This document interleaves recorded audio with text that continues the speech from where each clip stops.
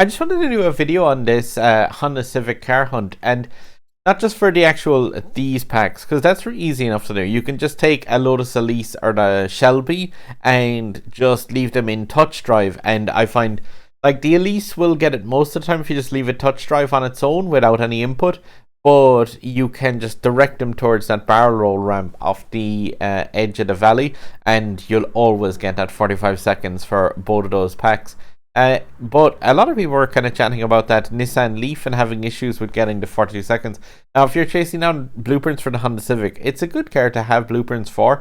It was kind of involved with that Lotus Evija event, which was okay. It ended up being good for most players, but weirdly run.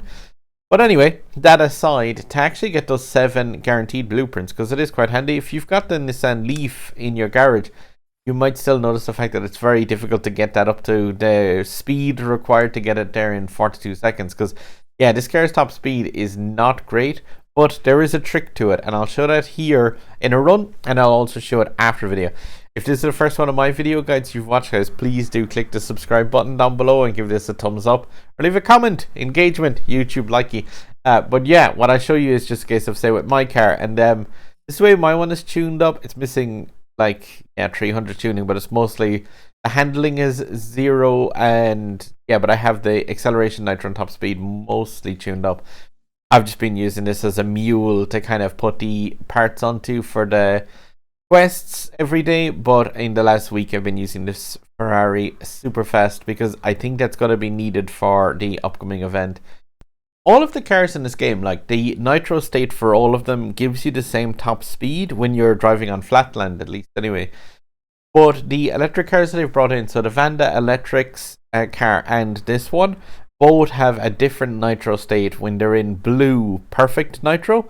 So with that state, the car actually goes around kind of 5 to 10 miles an hour faster.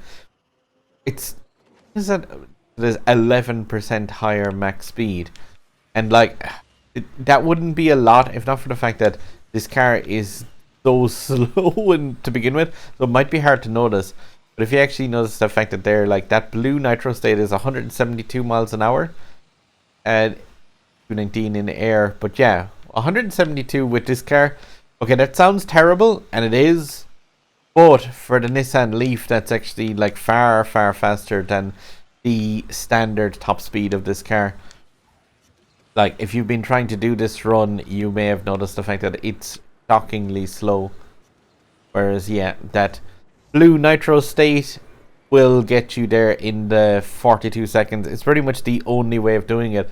It's an actual kind of training for using that electric boost. Like I said, that only applies to 2 cars in this whole game.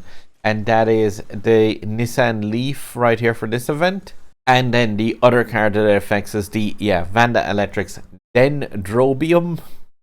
Car names. This one was supposed to come as a part of the Batista event, which there was issues with on Nintendo Switch. So we haven't got a chance to get that car yet. This is another car which has that crazy blue electric nitro state. So yeah, I can actually just show directly though. Now, just to show here for clarification, then that speed difference. On Himalayas, you're just going in the top speed of the car, so you're up to 151, and if the yellow nitro state goes to 158, imperfect state is 158, and down and going to shockwave, and yeah, 158. Whereas again, then if you put it into that blue nitro state, see that 172 top speed coming out of this car. So like, it is quite a significant difference that this one gets by using that blue electric nitro that they're bringing in for a couple of these electric engined cars. Like I said, at the moment it only affects this car and the unobtainable Vanda Electrics, but it'll be kind of cool just to have that as an extra bit of utility and kind of an extra little bit of micromanagement of the top speeds in multiplayer and stuff to get the most out of cars.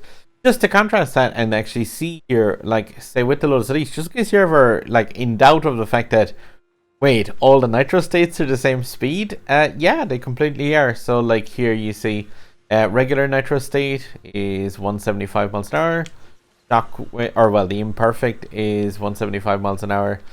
The blue nitro state 75, and the one that appears like it's faster because you get all the flashy graphics to it, but Shockwave 175. Yeah, they're all the exact same. That's why, like, say in my run with the Lotus Elise, you'd see me. Okay, there is a difference when it comes to air, and there is a difference with that, and it does make more sense to use the different nitro states in the air. But on flat ground, Lotus Elise should only ever be in yellow nitro state. And it's the same with all cars, really. When you're at the vehicle's top speed, you'd never be using a nitro state, which is, so like if I put this into the imperfect, sure, it has higher acceleration rate, but it's burning through that nitro fuel way too fast. Now I come back out and come into that 176 or 167. Whereas, yeah, if you just leave the car in the yellow nitro state, you can hold that state for so much longer. It's the exact same speed as all the other nitro ones. But now, so hopefully that helped get those 7 extra blueprints for the Honda Civic for anyone who was missing out on them, but had picked up the Nissan Leaf. Like, it is an unusual car, but definitely, like, it's another one of those ones with a little quirk to it that's kind of could be interesting if it was involved in an event. I was really kind of sad that they didn't include a car hunt riot for this car after the car hunt. I know that there is an Epic Import Parts, but it still would have been fun just to get people kind of to learn how to actually use it. But yeah, for anyone who was having trouble with it and not figuring out why you couldn't make that 42 seconds, hopefully this video helped out. Yeah, the Honda Civic is a really cool car. It's just that getting it and its original car hunt for me, so it was going to be somewhat tainted with that fairly rough event that it was used in, and the 500 races that was required. But yeah, guys, hopefully this helped out. If it did, there's a sub button up there. You can help me out as well by giving that a click. There's indie review videos up there where I take a look at an indie game on the Switch, and there'll be something else for my channel over at this side that YouTube thinks you might like. But yeah, good luck, guys, and drive safe.